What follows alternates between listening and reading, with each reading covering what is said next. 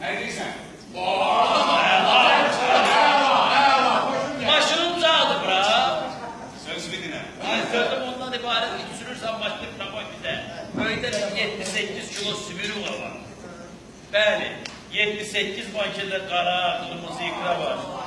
Gedirsən bizə, aparırsan, öydən götürürsən, bu 25'liydi, bak diyor. Bunu aparsan, kızım gilə. Bu da 25'liyi yapıştırır, gümüş əmi, sən lopuva.